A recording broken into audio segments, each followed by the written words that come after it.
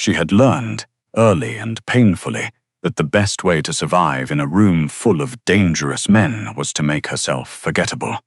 Rosalind Vega was very, very good at being forgettable. She wore the same rotation of dark cardigans, navy, charcoal, forest green, that swallowed her curves and blended her into the background of Meridian Capital Group's sleek downtown Chicago offices. She kept her dark hair pinned up, her reading glasses perched at the end of her nose, her eyes always down at the numbers. She brought her lunch in a brown paper bag. She ate it at her desk. She did not linger by the coffee machine. She did not attend the Friday drinks. She answered emails in under 4 minutes and produced quarterly reports so clean and precise that the partners upstairs had stopped questioning them entirely. That was exactly the point. Rosalind had been Meridian Capital's lead financial analyst for 3 years. In that time, she had learned that Meridian Capital was not, in any meaningful sense, a legitimate private equity firm. The legitimate work, the acquisitions, the portfolio management, the glossy annual reports, was real enough. It was also a very elegant shell. The real business ran through a network of shell companies she had been allowed to see, piece by piece, as she proved herself useful. Freight logistics out of the port of Milwaukee, a chain of car washes in the southwest suburbs, 3 restaurants she had never eaten in.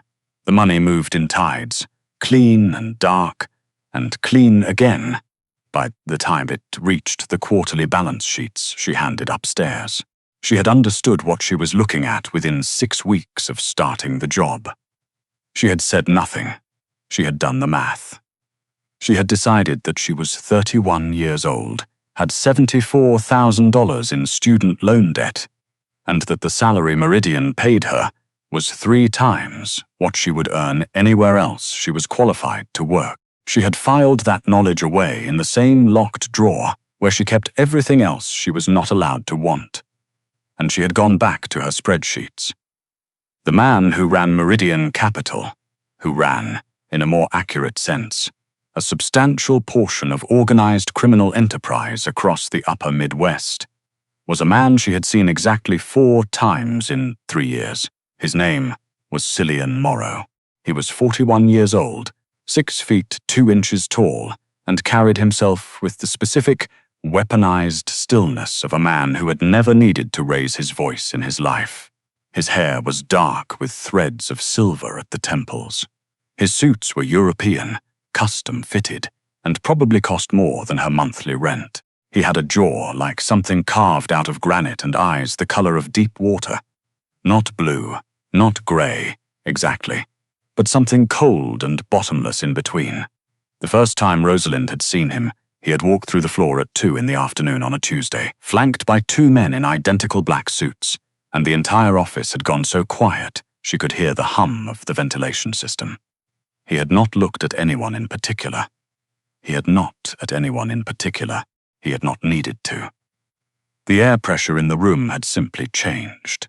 She had looked down at her screen immediately. She was almost certain he had not noticed her. She held on to that almost. The second time, she had been coming out of the elevator with a stack of files, and he had been stepping in. They had done the sideways shuffle of 2 people trying not to collide, and for 1 terrible second she had been close enough to smell the faint cedar and cold air that clung to his coat. He had glanced at her. Just glanced, a half-second of those deep-water eyes, and stepped past her without a word. She had stood in the elevator for 2 floors before she remembered where she was going. The third time, he had been in the glass-walled conference room on 32, and she had been passing with her head down, and she had looked up at the wrong moment and found him already looking at her through the glass. Not the distracted, glancing around the room look of someone whose gaze happened to land. A direct, deliberate look, like he had been watching the doorway and waiting for her to pass. She had walked faster. She had told herself it meant nothing. Men like Cillian Morrow did not notice women like Rosalind Vega. She was 31 and plus size, and wore cardigans specifically designed to make her invisible. And he was. Whatever he was, a gravitational event, something that bent the room around him. She had gone home that night and eaten leftover soup and watched television and not thought about it at all. She was very good at not thinking about things. The fourth time she saw him was on a Wednesday morning in March when she arrived at the office to find 3 men she had never seen before sitting in the lobby, and one of them stood up when she badged through the door. "Mrs. Vega," he said. "Not a question." She stopped. "Yes. Mr. Morrow would like to see you upstairs." The 38th floor was not a place Rosalind had been before.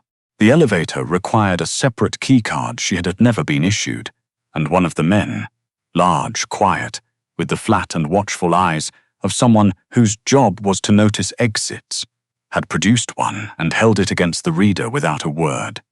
The doors had slid open, and she had stepped out into a space so different from the offices below that it felt like a different building entirely. No cubicle farms, no drop ceilings humming with fluorescent lights. The 38th floor was all dark wood and low light and windows that looked out over the city in every direction, Chicago stretching to the horizon under a flat white March sky, a long conference table that no one was sitting at, a fireplace that was actually lit, and, at the far end of the room, Cillian Morrow standing with his back to her, looking out at the city. She heard the elevator close behind her. He did not turn immediately. He let the silence settle in the room, let her stand in it, and she thought, not for the first time, that silence was probably his preferred weapon. When he finally turned, those deep water eyes found her immediately. And something in her chest did a thing she firmly declined to examine. "Mrs. Vega," he said. His voice was low and even, and had a faint trace of something Irish in it, barely there, like a color that had faded from long exposure to light. "Sit down." She sat. He came to the table and sat across from her, not at the head of it, but directly opposite, which somehow felt more deliberate. He had a file in front of him. He opened it, and she recognized the cover sheet immediately. It was one of hers. Q4 Consolidated Reporting, the freight accounts. "You flagged a discrepancy," he said. "Yes, $342,000 misrouted through the Milwaukee subsidiary. You caught it in November. You corrected it, rebalanced the accounts, and submitted a clean report. You didn't tell anyone. There was no need to," she said carefully. "It was an error," I corrected it. "It wasn't an error." His eyes didn't move from her face. "Someone moved that money deliberately. They moved it out of the freight accounts and into a holding structure that doesn't appear on any of our internal reporting. You found it, you corrected it, and then you sat on it for 4 months." The room was very quiet. "I do my job," Rosalind said. "My job is to make the books balance." Cillian Morrow looked at her for a long moment, not the brief, glancing look of someone assessing a problem. Something slower, more thorough, and she resisted the urge to adjust her cardigan. "Do you know," he said finally, "how many people in this building would have taken that money and said nothing? I'm not interested in other people's choices, and you're not interested in taking what isn't yours." It wasn't exactly a question, but she answered it anyway. "No." Another silence. He closed the file. "I'm going to ask you to take on an additional role," he said, "effective immediately. You'll have access to full consolidated reporting across all accounts. All of them." He paused, and she understood that he meant the ones that didn't appear on the internal reports. "Weekly briefings directly to me. Your salary will be adjusted." She thought about the $74,000 in student loans. She thought about the locked drawer. "And if I'd rather decline?" she asked. His expression didn't change, but something in those eyes did, a slight shift, something she couldn't name. "Then you decline," he said. "You continue in your current role, nothing changes."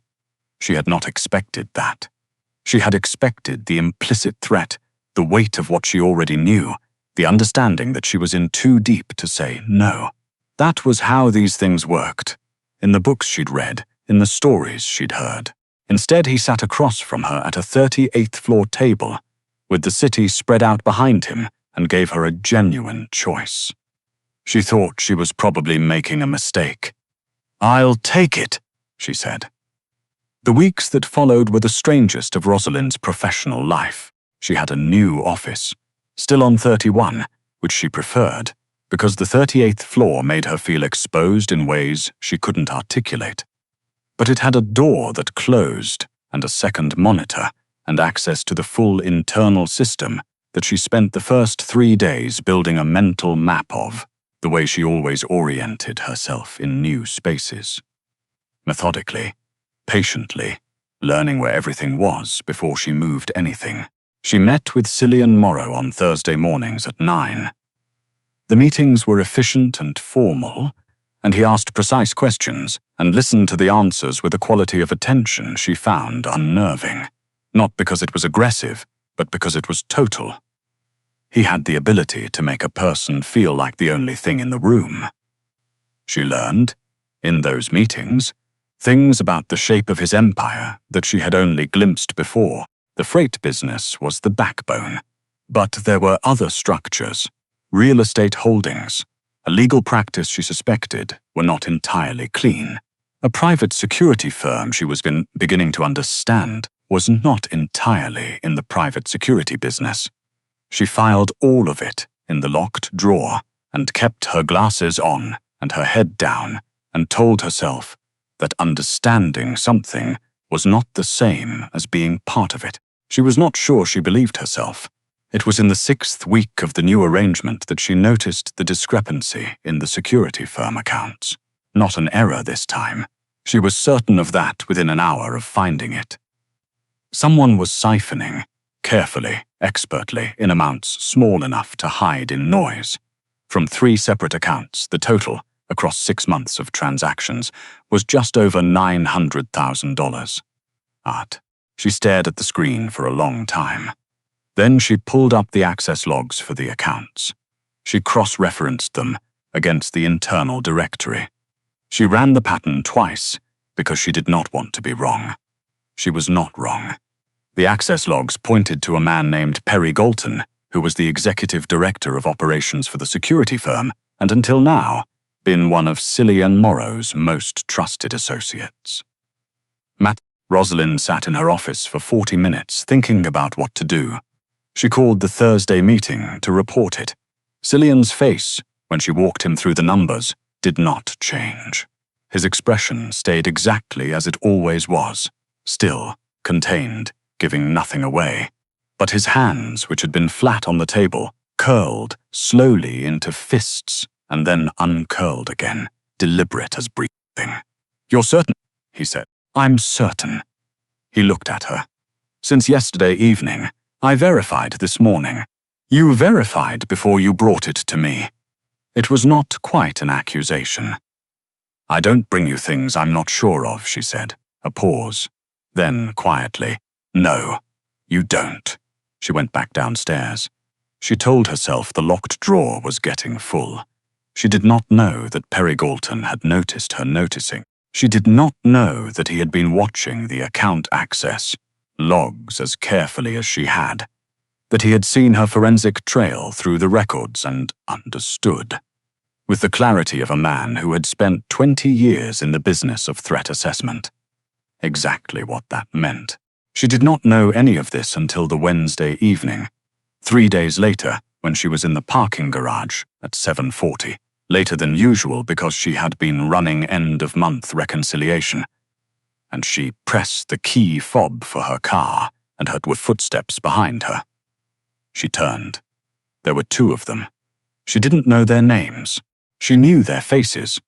One of them had been at the building entrance the morning she was first summoned to 38, and she knew from the way they were moving, too deliberate, too positioned, that something was about to happen that she had no way to stop. "Mrs. Vega," said the one she recognized. "Perry would like to have a conversation." She thought, very clearly, "I should have taken a cab." And then everything went dark. She came to in a room that smelled like motor oil and cold concrete. A warehouse, She understood from the ceiling. Exposed beams, high windows painted over with grey, the distant sound of traffic that suggested an industrial district somewhere on the south side. Her wrists were zip-tied to the arms of a metal chair.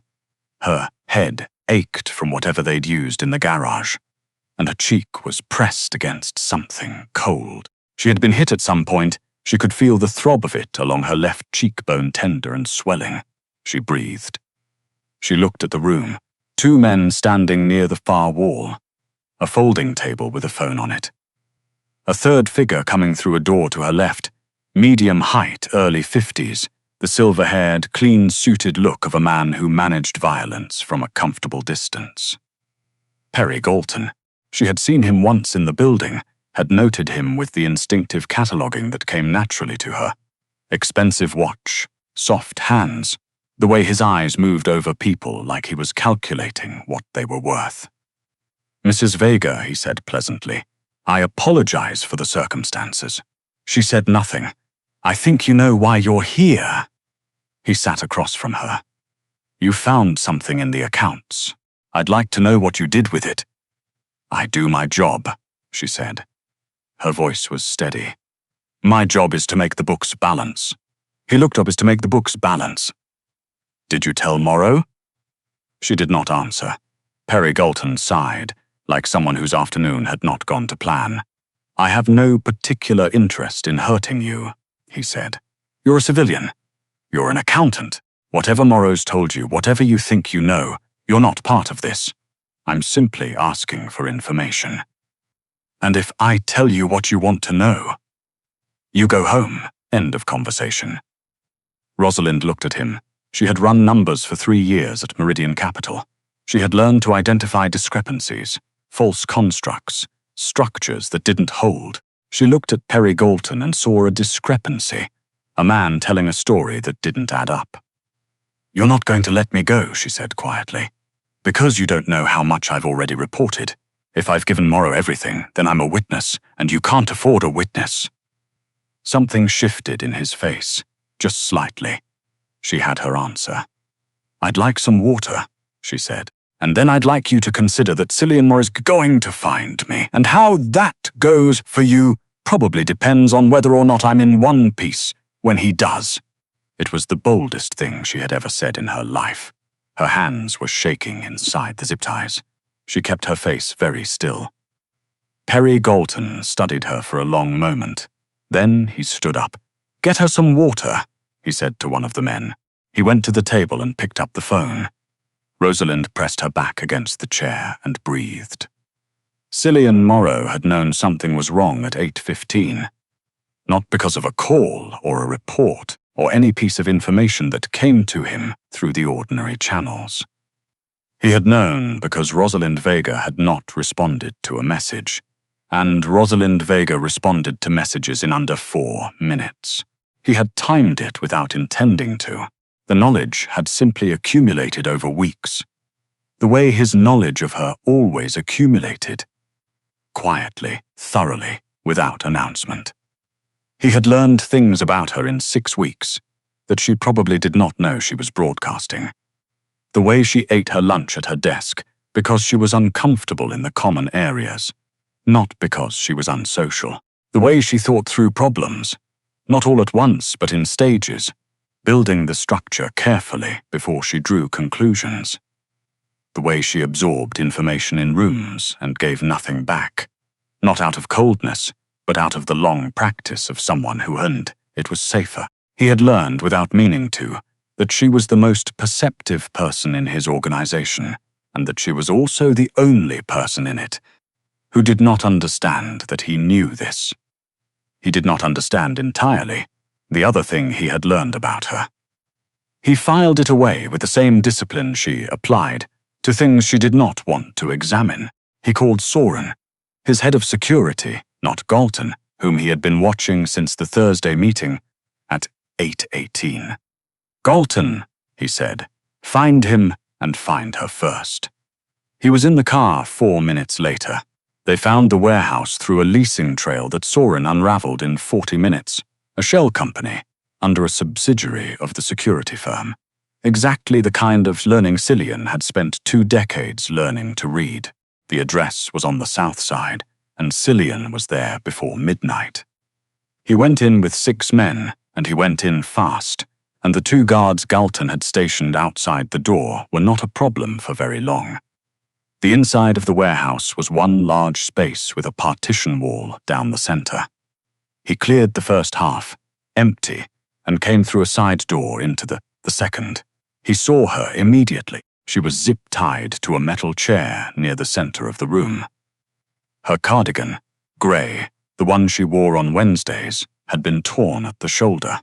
There was a bruise rising along her left cheekbone, dark and swollen, and a cut at her hairline that had bled down the side of her face and dried there. She was very upright in the chair, spine straight, head up, in the posture of someone who had decided that if they could not control anything else, they could control their posture.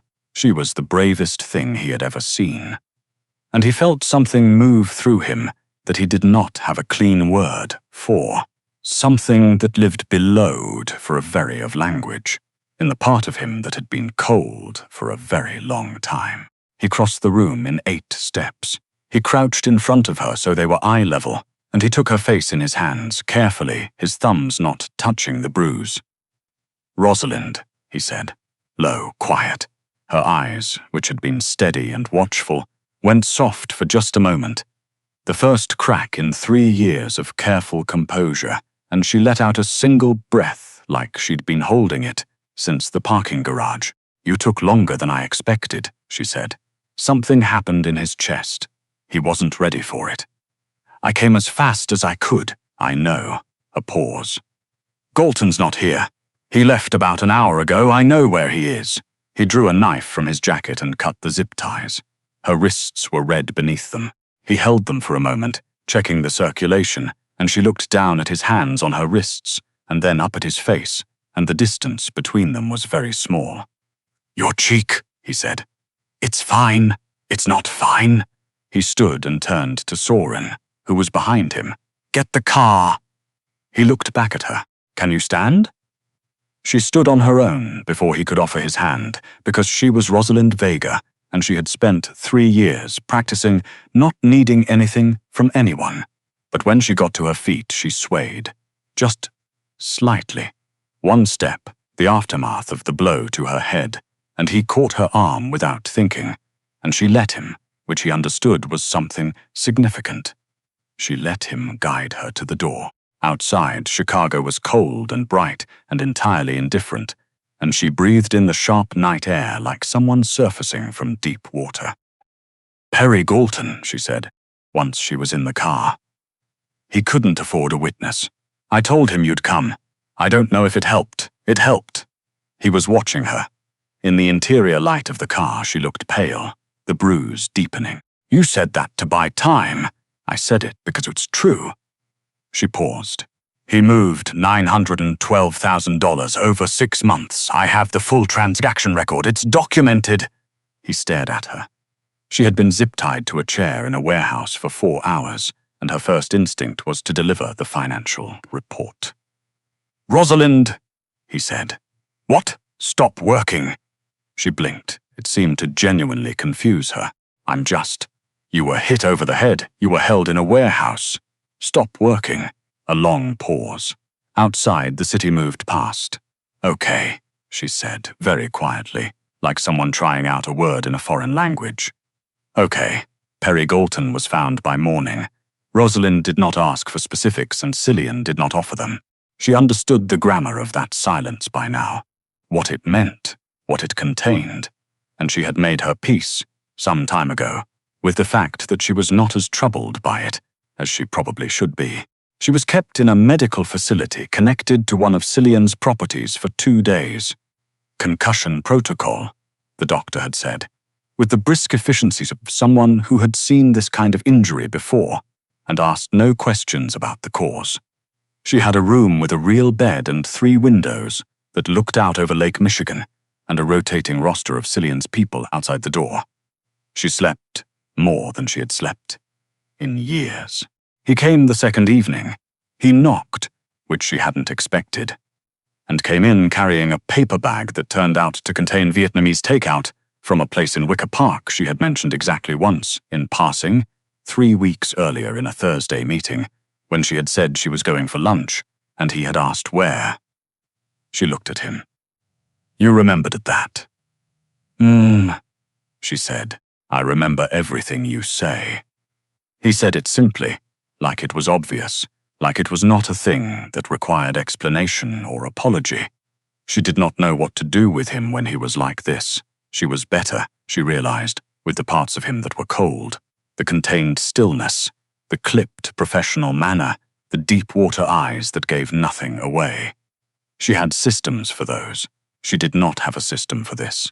He sat in the chair by her bed, not on the edge of the bed, not standing over her, the chair, and he set out the food with care, and she ate, and they did not talk about work at all, and she thought that this was possibly the strangest experience of her adult life. And she was beginning to understand that she had been wrong about a number of things. "You knew," she said, eventually. "When you called me upstairs that first time, you said the discrepancy wasn't an error. You knew someone was stealing, I suspected, and you needed someone to find it cleanly. Someone who would document it and not take a cut." She looked at him. "You were testing me." "Initially," he said. "Yes, and after that," he held her gaze. The deep-water eyes, close now, in the low evening light of a room overlooking the lake. "After that," he said. "I was not testing you." She had learned in 31 years to keep the locked drawer locked. She had learned to make herself small, to take up less space, to be forgettable and careful and precise. She had learned to want very little and to guard even that.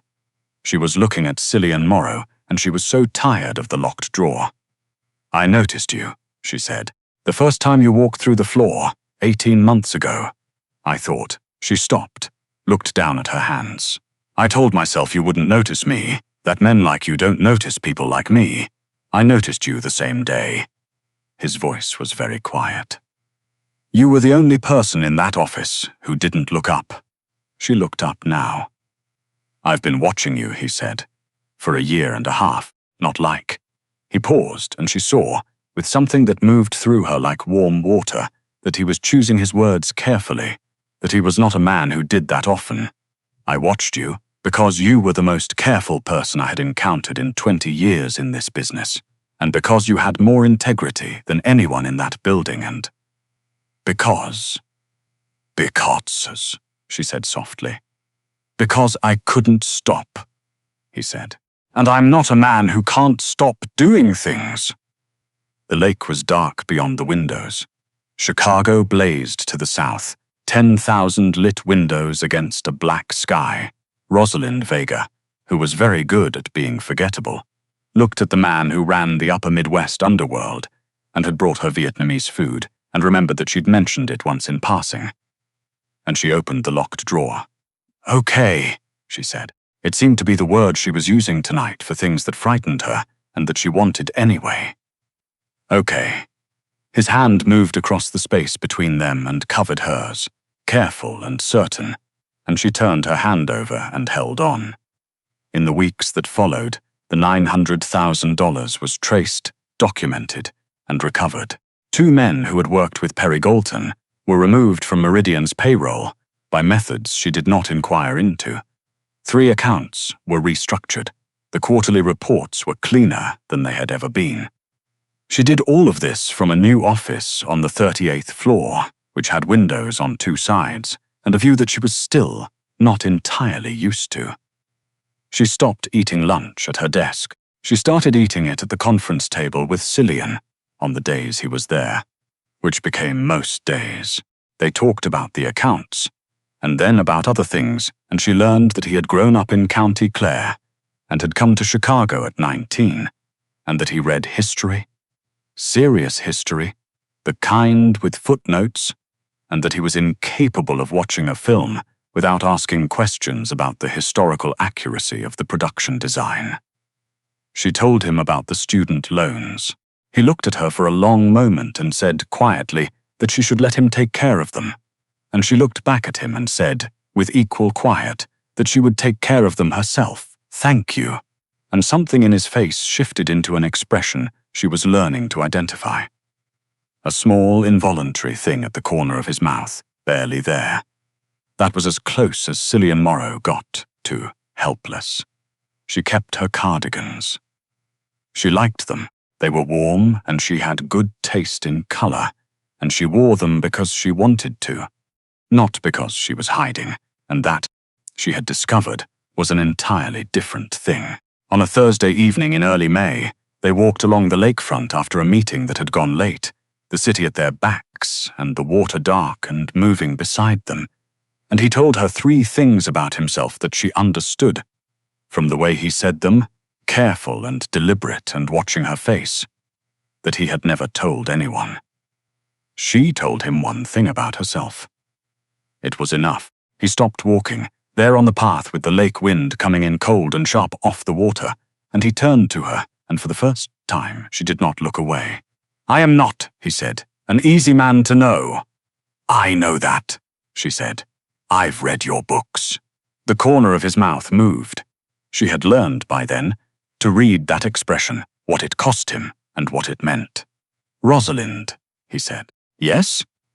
He looked at her the way she had spent 3 years pretending he wasn't looking at her, direct total, like she was the only thing in the room. "I don't want you to be forgettable," he said. "Not to me, not anymore." The lake was loud and cold behind him, and Chicago blazed in every direction, and Rosalind Vega stood very still for a moment. Not because she was making herself small, but because she was deciding, fully and finally, to take up exactly as much space as she wanted. She reached up and took off her glasses. "Then don't forget me," she said. He didn't.